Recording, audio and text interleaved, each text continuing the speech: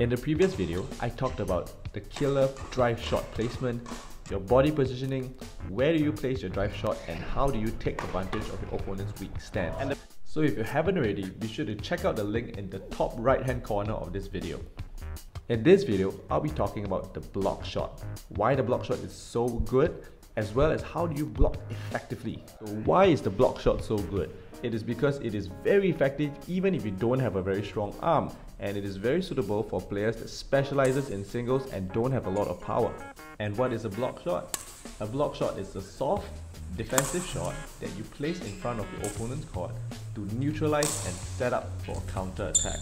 Then the question is, how do you block effectively? Well, I have 3 tips for you. The first, take the shuttle in front of your body, because the quicker you're able to take the shuttle, the lesser time your opponent has to react.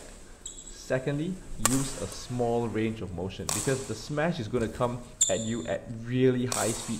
You really don't have the time to use a big swing to hit the shuttle. Last but not least, as you do the block shot, if you notice that your shot is very nice and that your opponent is unable to do the net kill, you want to move forward and assume the attacking formation, because you don't want your opponent to set up for another fierce attack. Apart from blocking straight, you can also do the cross block. It's great to block cross because it's less expected compared to the straight block, but here's a huge but. It is significantly harder to control well. This means that you risk getting net killed or just hitting the shuttle out. So this means you need to practice a lot for the cross block. And here's a bonus tip. You may wonder, how do you cross the armpit shot? Again, the trick is to take the shuttle in front, and that solves the armpit problem guaranteed. Finally, now let's talk about how do you bring your block shot to a whole new level, and that is by adding deception. You need to make sure that your straight block and your cross block is very similar. To be specific, this means that you need to maintain a forward facing upper body, and you need to keep your swing to a minimum. So here's an example.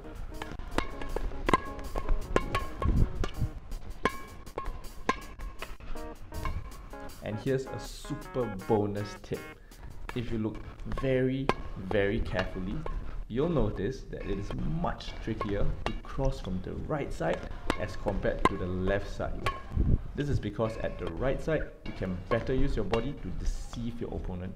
Alright, so we've come to the end of the video. Thank you for watching. If you haven't already, be sure to subscribe, because if you don't subscribe, I won't cross the shuttle. Yeah, so subscribe now. Yep, nope, not enough subscribers. Nope. Come on, that's the best you've got. Give me a harder smash. Go!